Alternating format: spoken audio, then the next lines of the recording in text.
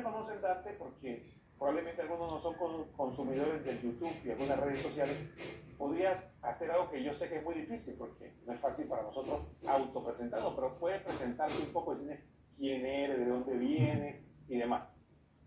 Bien, a ver, para decir algo breve sobre mí, en lo que es un contexto de un canal donde se habla sobre la fe católica, lo central que podría decir de mí es que soy apologista católico. La apologética es la defensa racional de la fe, la defensa de la fe a través de la razón. Desde esa perspectiva, pues yo busco defender las proposiciones fundamentales de la fe católica. En un primer nivel de teísmo filosófico, que Dios existe. En un segundo nivel, en cuestión de religiones, de las diversas religiones que hay en el mundo, que el cristianismo es la religión verdadera. Esto es, que este Dios que existe se ha encarnado en la persona de Jesucristo. Verdaderamente es Dios encarnado que ha resucitado. Y este Dios encarnado, Jesucristo, ha establecido una iglesia, su cuerpo místico, para que preserve y transmita su mensaje durante toda la historia, hasta llegar, por ejemplo, hasta ahora, como 2000 años después. Eso nos lleva al tercer nivel, pues si el cristianismo es verdad, nos encontramos con que hay múltiples perspectivas sobre cuál sería el verdadero cristianismo. Hay múltiples movimientos que se autoproclaman el verdadero cristianismo. En este tercer nivel, lo que yo defiendo es que el verdadero y pleno cristianismo es la fe católica, es la Iglesia católica, que Jesucristo fundó la Iglesia católica. Eso es básicamente el corazón de lo que defiendo.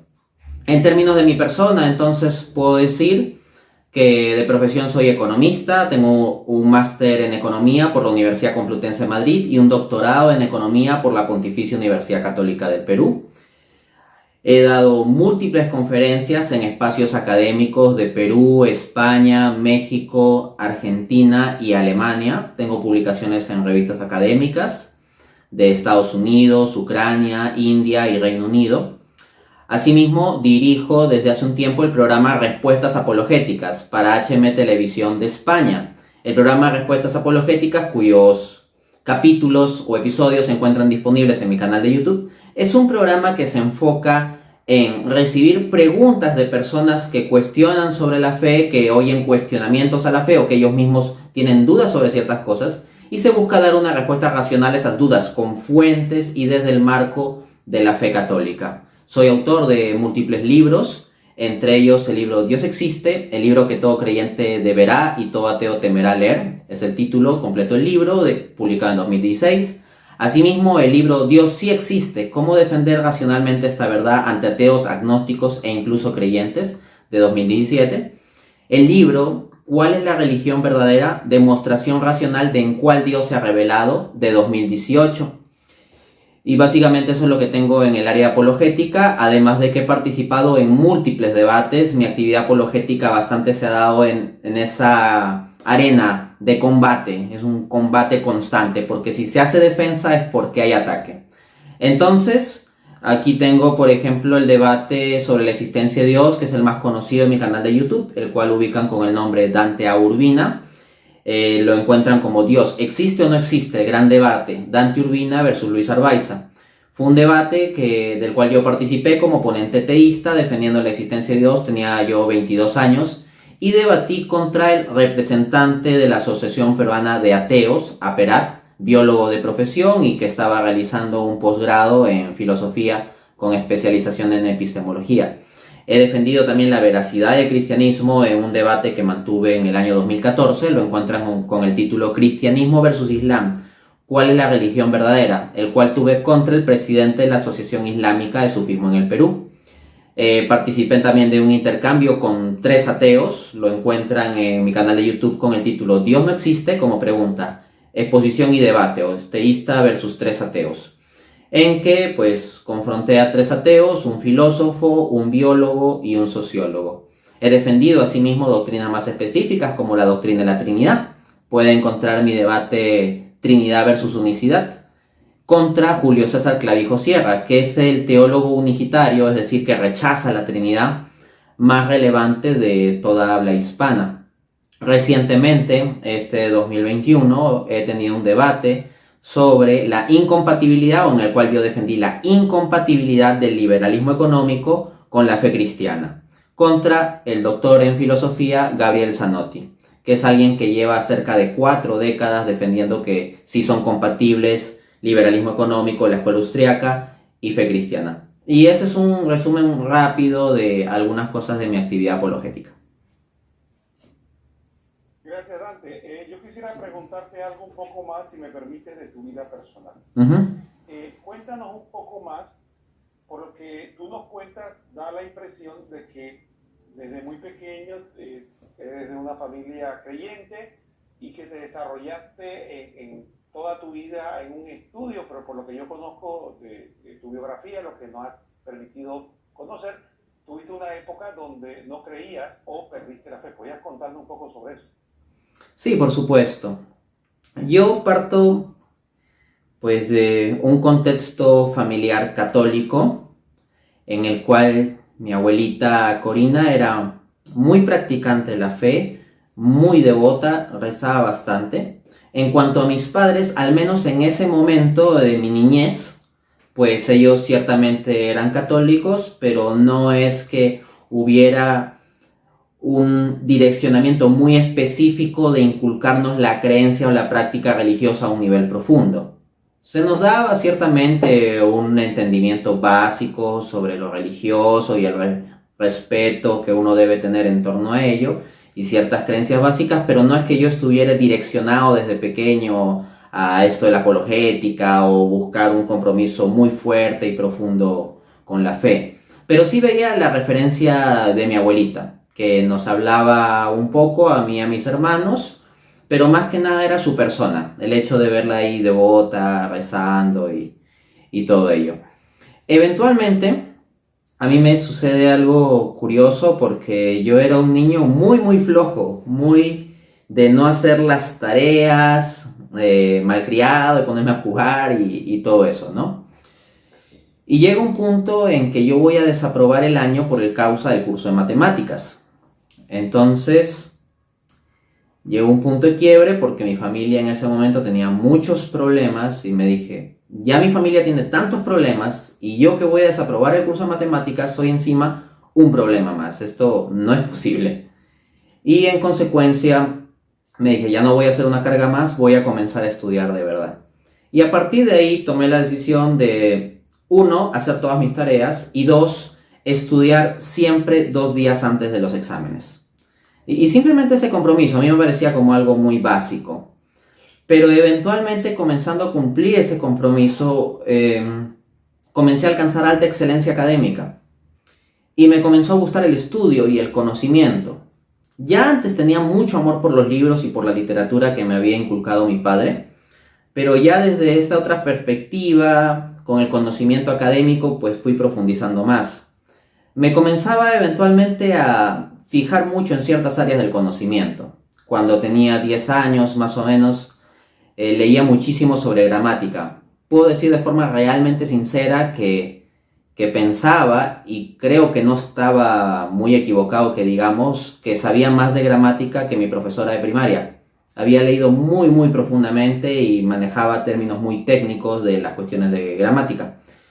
Luego me comenzaron a interesar mucho las matemáticas, de lo que yo pues era un niño que iba a desaprobar por causa del curso de matemáticas. Me convertí en alguien que era enviado a los concursos de matemática interescolares, eventualmente ganando algunos puestos en esos concursos y todo ello.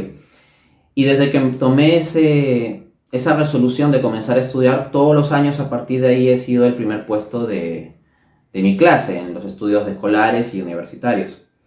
Pero ese contexto de comenzar a acumular conocimiento me llevó a una gran soberbia.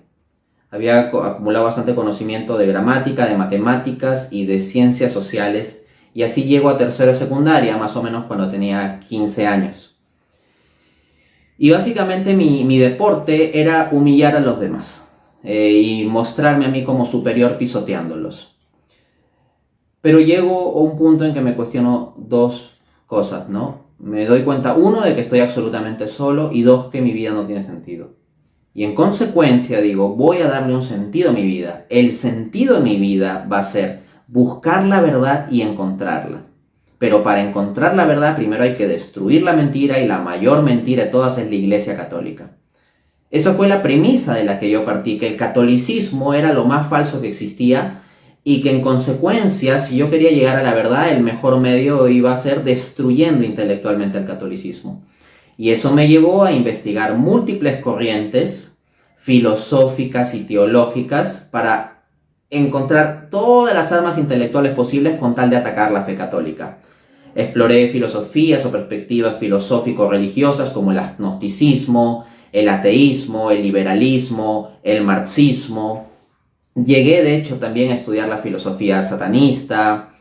He estudiado diferentes religiones, el islam, el budismo, el hinduismo, el judaísmo, y dentro del cristianismo también diversas ramas del cristianismo como los ortodoxos, las diversas denominaciones protestantes más importantes y sectas como Testigos de Jehová, Adventistas y Mormones. En medio de ese proceso de profundización para destruir la fe católica, me termino encontrando con la obra de Santo Tomás de Aquino, la cual me sorprende mucho por su profundidad y carácter sistemático. Asimismo, me termino encontrando con la apologética católica, y que de múltiples cuestionamientos que hasta con la Biblia se hacen en contra de la fe católica, hay respuestas muy sólidas. Y todo eso me fue llevando un camino en que eventualmente llegué a estar convencido de la veracidad de la fe católica, y ahí tendría mi convencimiento del catolicismo. Y luego ya vendría, poco después, mi proceso de conversión, ya no meramente en un sentido intelectual, sino de vivencia y compromiso espiritual con la fe católica. Esto habrá sido, esta conversión en concreto fue con un punto identificable el 14 de febrero del año 2007. Yo tendría ahí, 14 de febrero, 16 años.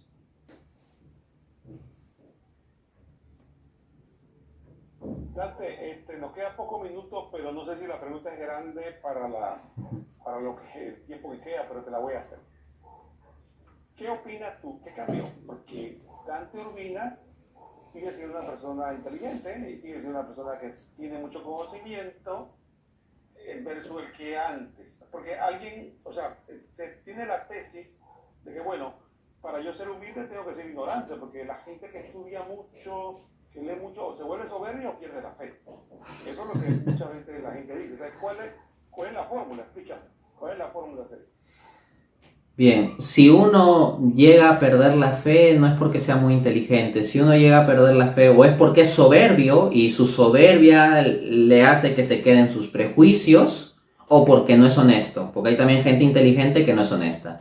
Pero sinceramente creo que toda persona verdaderamente honesta, verdaderamente sincera, que es inteligente y profundiza bien sobre la información, eventualmente llegará a la fe. Tal vez con dificultades, tal vez tendrá que resolver cuestiones durante tiempo, pasar cosas en su vida, pero eventualmente llegará a la fe, si cumple esas condiciones.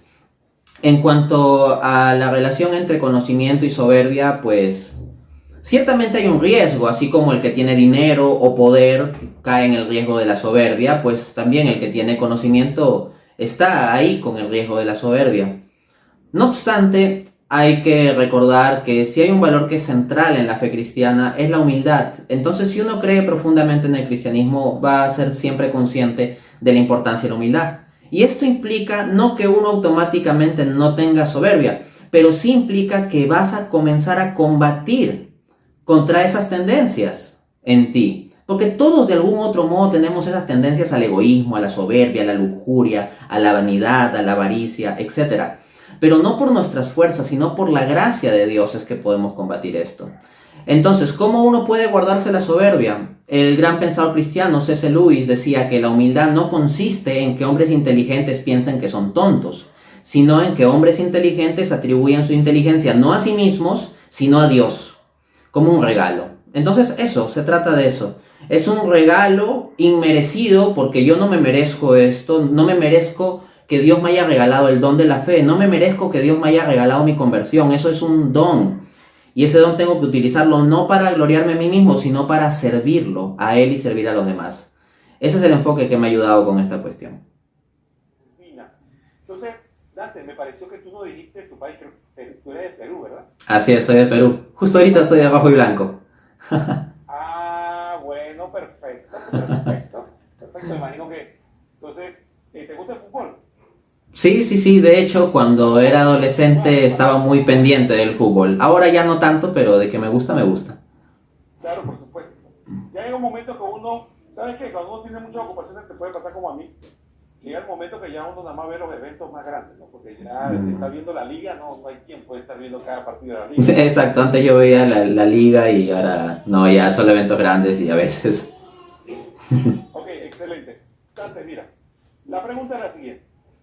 Para el ciudadano de a pie, fíjate, yo te voy a hablar de la década del 60, década del 70. Uno de los grandes desafíos, la iglesia hablaba una y otra vez, eran las famosas sectas. El problema, recuerdo que había libros que tuve que leer de la migración de los católicos a las sectas fundamentales. Todavía en los 90 se podía decir que sí. Entonces cada vez que tú hablabas de apologética, sí, sabía que había apologética en cuanto al hecho religioso, que había apologética en cuanto al cristianismo, se sabía todo eso, pero como que no se veía como algo relevante, sino que lo más urgente era ayudar a los católicos que se quedaran dentro de su iglesia.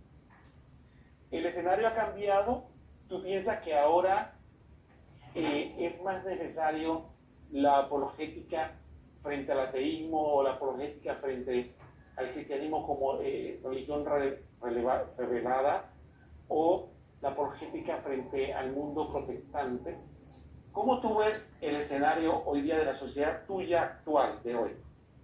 Sí, está muy bien enmarcar la pregunta porque la respuesta depende de qué sociedad estamos hablando.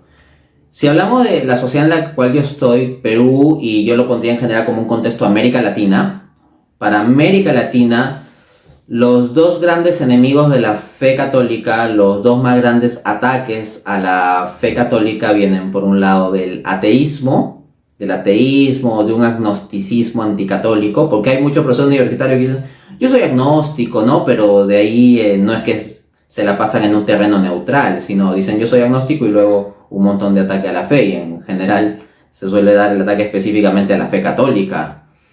Si hay cosas distintivas del catolicismo, atacan distintivamente al catolicismo y no al protestantismo.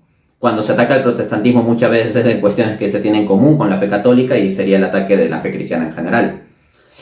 Pero también viene mucho ataque a la fe católica por parte de movimientos protestantes y sectas. Eso no es algo que se pueda obviar en la realidad latinoamericana. Entonces, los católicos que abandonan su fe son en general de dos tipos, ¿no? Uno, los que dejan de creer inclusive en el cristianismo o en Dios y se vuelven escépticos.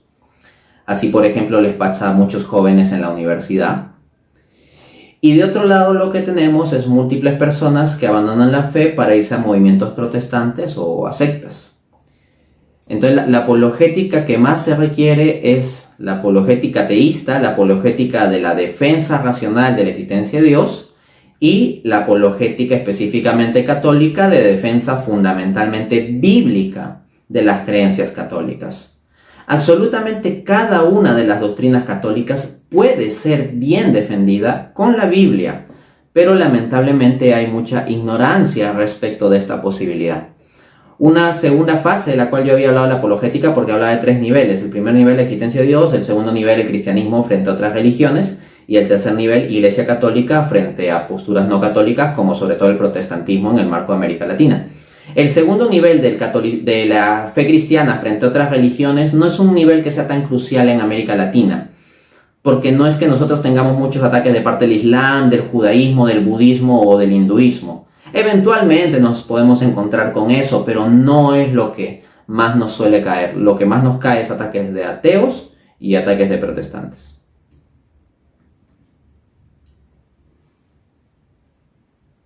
Ok, Dante, entonces, este es el contexto. Uh-huh. Ahora, hay otro aspecto que también podríamos destacar. Y está de que hay un movimiento, que ¿cómo lo catalogarías tú? Hay un movimiento que llaman la nueva izquierda, ¿no? Un movimiento que llaman la nueva izquierda que tiene una serie de aristas que se ha destacado atacar más que todo la moral. son pro aborto, pro LTV, todo lo que son pro eutanasia, con una forma de que tal vez el ataque no sé si es lateral. El ataque ya no es de decir que si la Virgen María es virgen, que si Jesucristo es Dios o no es Dios. Tal vez eso no es ni relevante. Lo relevante es que tenemos que vivir de otra forma diferente a lo que la Iglesia enseña y que la Iglesia nos tiene aprisionados. Y ese movimiento social, de alguna manera, está arrastrando a mucha gente, inclusive yo me atrevería a decir a católicos. Porque católicos que tal vez no sean pro aborto, pero sí son pro LTV. Católicos que tal vez no son, digamos, pro eutanasia, pero sí creen en el amor libre, porque dicen que, bueno, que eso de estar guardando la castidad de la Edad Media.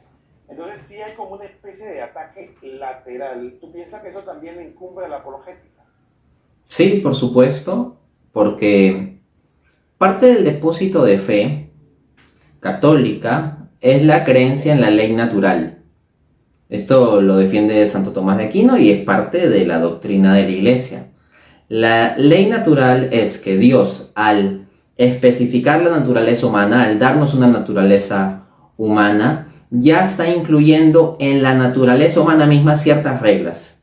Ciertas reglas que son válidas incluso independientemente de la especificidad del catolicismo. De ahí que en muchas de estas luchas católicos y protestantes puedan unirse. De ahí que en marchas, pues para que no se apruebe el aborto o cuestiones como la que usted ha mencionado, se unan ciertamente varias veces católicos y protestantes, porque se está atacando algo que es parte de lo que el cristianismo ha reconocido, que es la ley natural. Pero la ley natural no es algo que el cristianismo haya fabricado. Es algo que el cristianismo reconoce, pero es que es parte de la naturaleza humana misma. Por ejemplo, la dignidad humana del concebido, que no se puede arbitrariamente disponer de la vida del concebido con el aborto. O por ejemplo, es propio de la ley natural que tenemos una especificación en términos de hombre y mujer, y que en esta especificación hay una belleza, una complementariedad y una funcionalidad de nosotros como raza humana, como especie. Encontramos también la noción de la importancia de la familia como núcleo de la sociedad, y a su vez el matrimonio como núcleo de la familia. Si va mal el matrimonio, van mal las familias, y si van mal las familias, va a ir mal la sociedad. Entonces, lo que encontramos aquí es que ciertamente se requiere de una apologética cultural en el marco de esta batalla donde surgen movimientos, surgen ideologías, a negar, como usted bien menciona, ya no meramente puntos específicos como la Inmaculada Concepción de María o cosas por el estilo, sino negar cuestiones de razón natural o de la ley natural en términos de la dignidad del concebido, la dignidad del matrimonio en términos del hombre y la mujer y cosas por el estilo. Entonces una apologética cultural ciertamente también es muy necesaria. Hay otro aspecto también que es el aspecto político. Ok. Siempre algunas personas piensan que son más católicos y son de izquierdas. Lo social, los pobres, no sé qué. Pero hay otros católicos también que consideran que para ser más católico hay que ser de derechas, porque el liberalismo. Entonces, ¿cuál es la posición más cuánime de un católico que diga, mira, yo no quiero ser indiferente a la política, pero no me quiero etiquetar? ¿Cuál es la postura, consideras tú que debe ser la postura de un católico frente a esto? La Iglesia Católica nos da una palabra en términos de principios, que es el magisterio social o la doctrina social de la Iglesia Católica. Es decir, la fe católica no meramente se ha quedado en cuestiones, no sé, de la Eucaristía, la Inmaculada Concepción, la transustanciación, la divinidad de Cristo, como si fueran cuestiones meramente dentro de la capilla o del catecismo como un manualito que no tenga ningún impacto sobre nuestra vida terrenal, por decirlo así. No, la fe católica tiene una enseñanza sobre la estructura económica y política de la sociedad, la doctrina social de la Iglesia, la cual se estructura fundamentalmente en términos de las encíclicas papales, cartas en que los padres, los papas, ¿no? Nuestros santos padres, se han pronunciado sobre este tipo de asuntos. Así, por ejemplo, tenemos que inicia fuertemente el magisterio social la encíclica Rerum Novarum de 1891 de León XIII. Y así ha habido varios documentos. Yo destacaría también bastante la encíclica Centesimus Annus de San Juan Pablo II, entre muchos otros documentos. Entonces, la postura del católico en política debe evitar esos extremos que precisamente usted ha comentado. O sea, de la forma en que el mundo ha entendido la de izquierda y la derecha. En términos de la política mundana del mundo, tenemos a la izquierda como afiliada al marxismo o a tendencias progre. Y en el caso de la derecha, lamentablemente ha venido a casarse mucho con la idea de liberalismo económico o un conservadurismo, pero un conservadurismo laico. No un conservadurismo que ponga énfasis y centro en Dios, sino un conservadurismo simplemente de que haya funcionalidad social en el asunto. Entonces, el Papa Juan Pablo II en la encíclica Solicitudo Rei Socialis, numeral 21, dice: la doctrina social de la Iglesia asume una actitud crítica ante los dos sistemas políticos y económicos y sociales, dice. El capitalismo liberal y el colectivismo marxista. Entonces, ambos extremos, de izquierda y de derecha, como están entendidos en la polaridad liberalismo-comunismo, están condenados por la Iglesia Católica. Un católico no puede asumir ese tipo de posturas. Un católico no puede estar apoyando a partidos pro aborto, a partidos progre o a partidos comunistas, y tampoco puede estar apoyando a partidos liberales. Si uno se informa verdaderamente sobre lo que dice el magisterio de la Iglesia, se va a enterar por qué.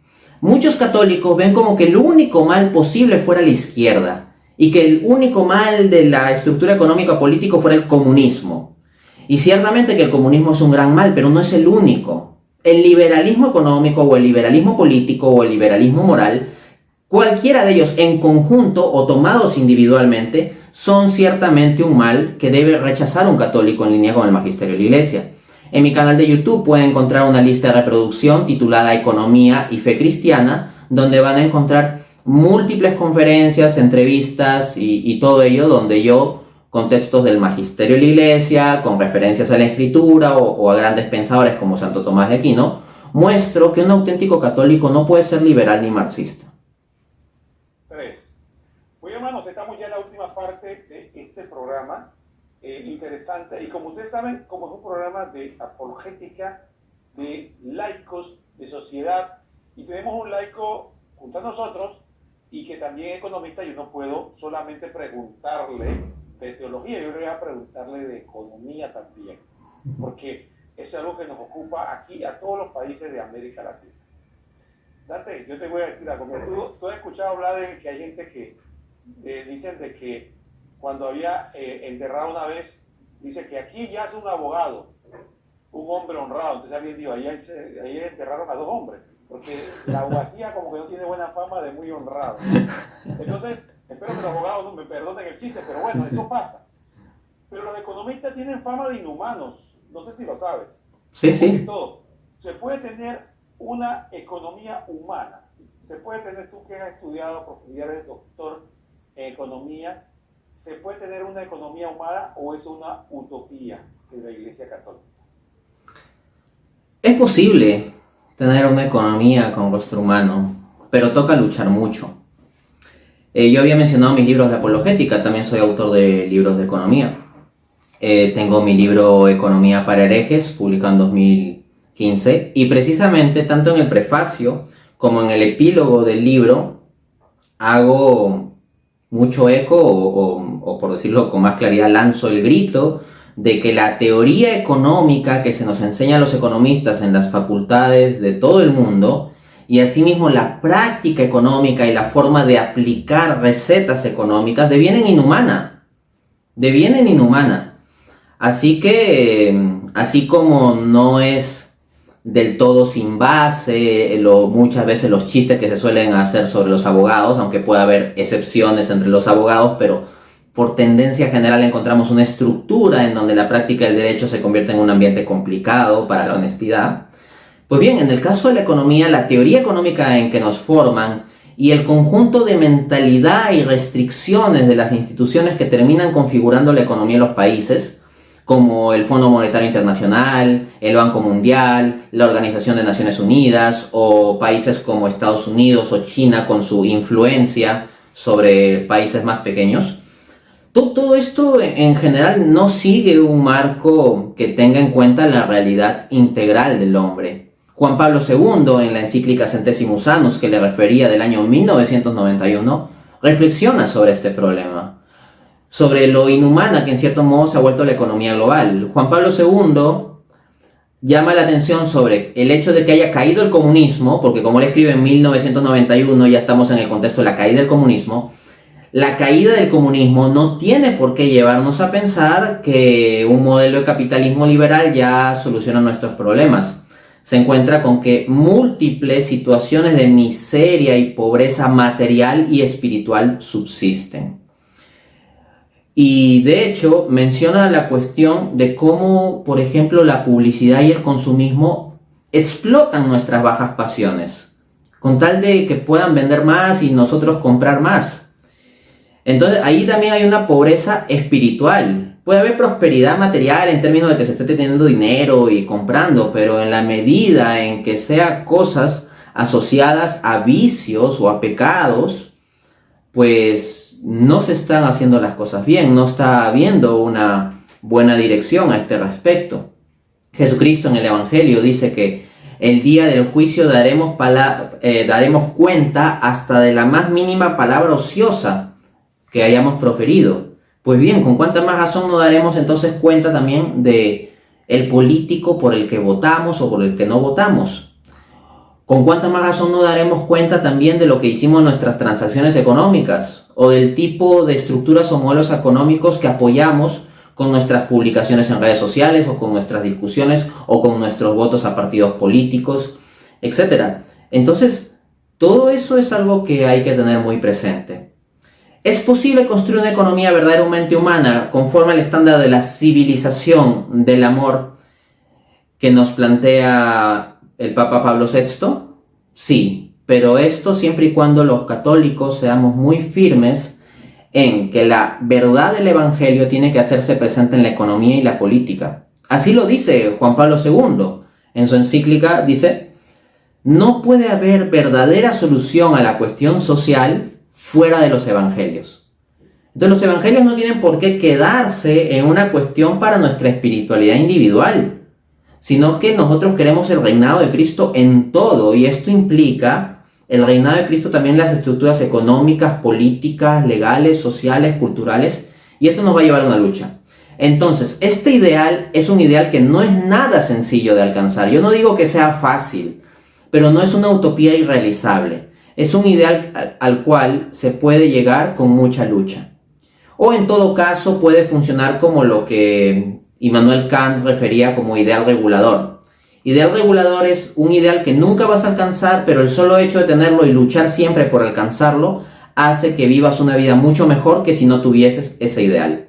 Por ejemplo, un estudiante que siempre tenga la expectativa de sacar nota perfecta y estudiará siempre conforme a cubrir esa expectativa. No siempre lo logrará, pero su vida será mucho mejor teniendo ese ideal regulador que no teniéndolo. Algo similar son los principios de la doctrina social de la Iglesia para nosotros. Un tema que yo sé que te apasiona, aunque curiosamente me enteré hace poco en una entrevista que no son tus estudios. Sabes que cuando yo te vi la primera vez en YouTube y te escuché hablar que eras doctor, yo juraba que era doctor en filosofía, después me enteré que era doctor en economía. Porque tu fuerte siempre ha sido la filosofía. Fíjate, si te permite hacer una introducción. Mucha gente no sabe que, por ejemplo, la Revolución Francesa fue inspirada por filósofos antes. Y algo mucho más cercano, que el nazismo no fue que se le ocurrió a Hitler, sino que filósofos se sentaron antes a creer todo ese concepto del superhombre y demás. Y entonces que la filosofía, hay gente que se sienta a crearla en escritorio, escribe libros, que influencia a políticos que a su vez después influencia a la sociedad y que quedamos viviendo en conceptos que muchas veces ni entendemos dónde vino.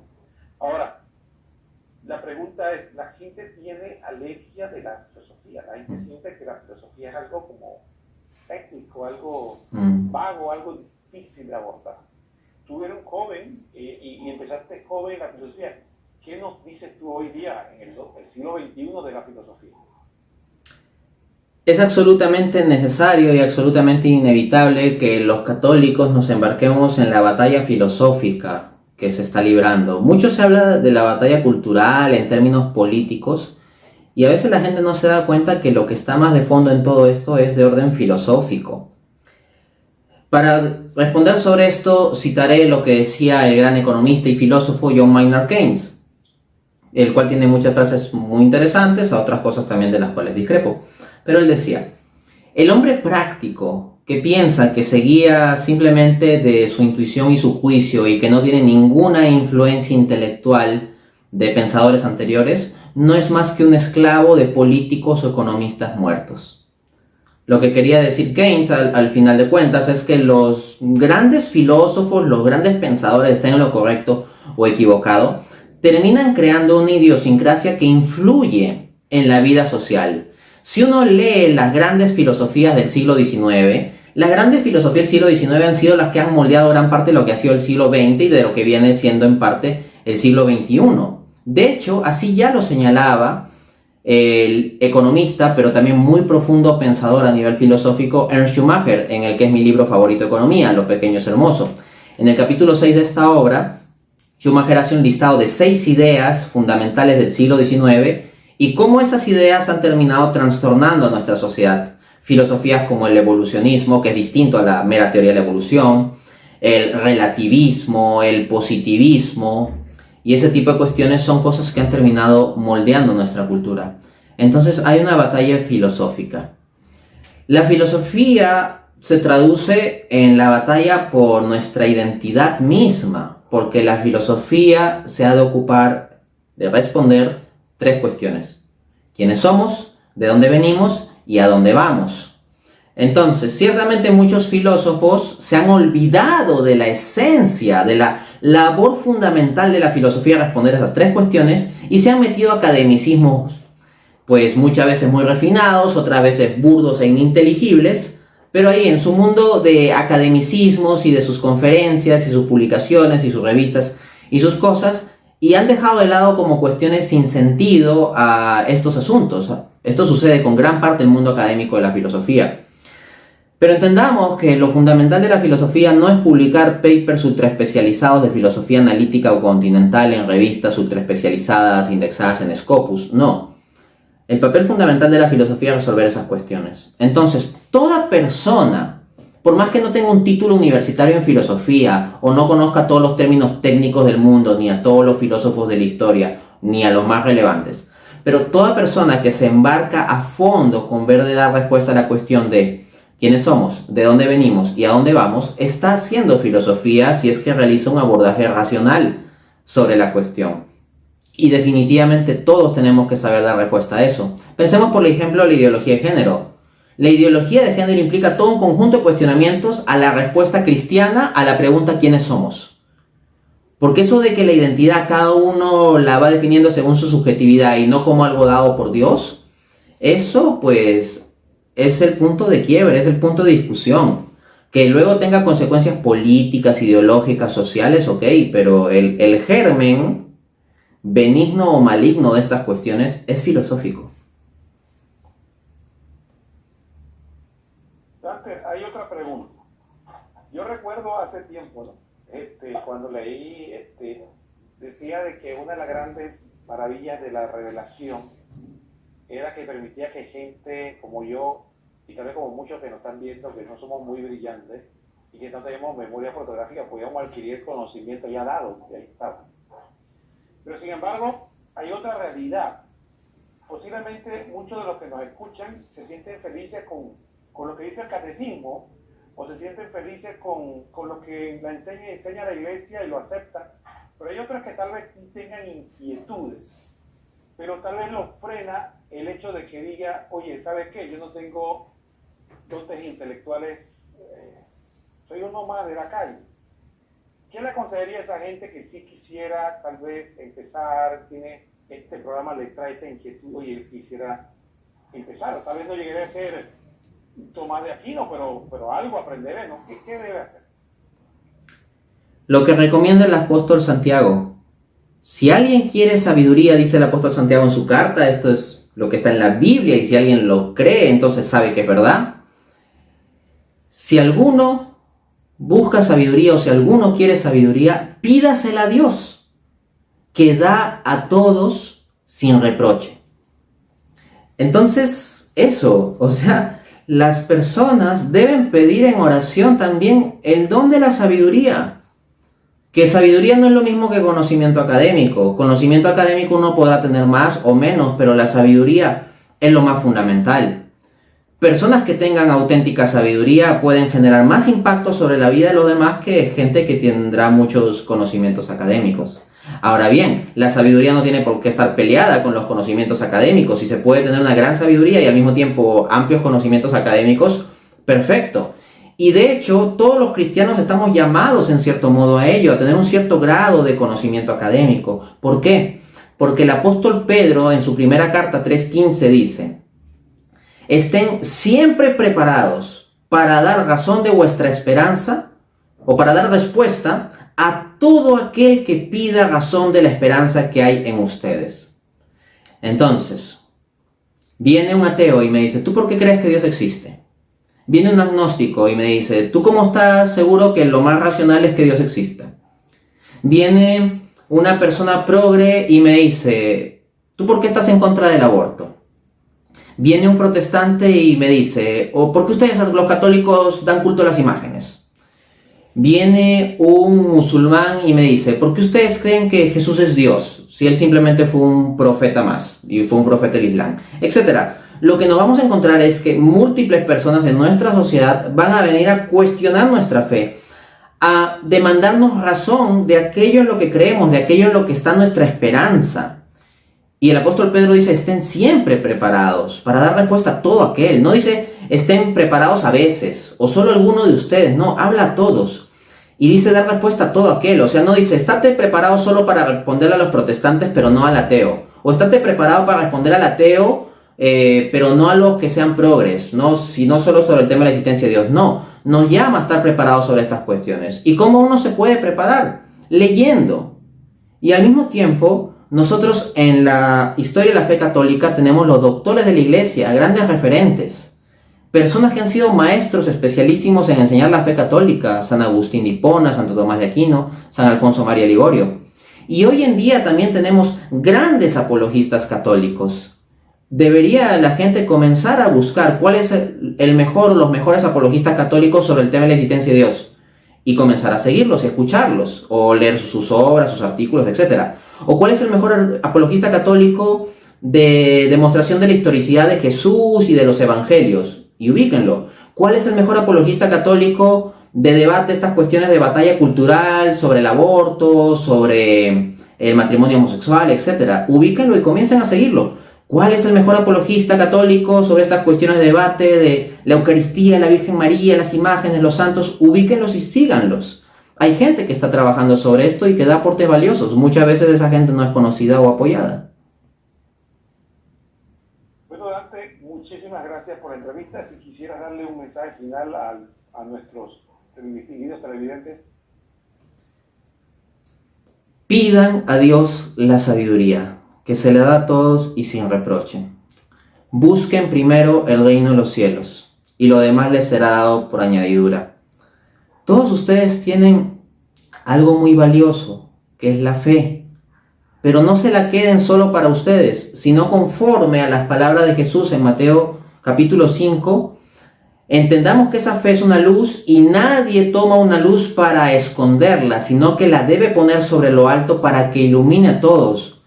Hay tantas personas confundidas allí afuera, confundidas por el ateísmo, por el agnosticismo, por las ideologías progres, por las difamaciones que muchas veces del protestantismo vienen hacia la fe católica, o por ataques de escépticos y agnósticos a la veracidad del cristianismo. Hay tanta gente confundida que necesita la maravilla de la fe. Y tú que tienes fe, ¿te la vas a quedar ahí simplemente guardada? Fórmense, pidan sabiduría a Dios para que puedan hacer brillar esa fe en lo alto, pudiendo dar respuesta a las personas que demandan respuesta. Porque ahí Dios sabrá actuar con su gracia para que esas personas poco a poco, o tal vez más rápido, se acerquen a la plenitud de la fe.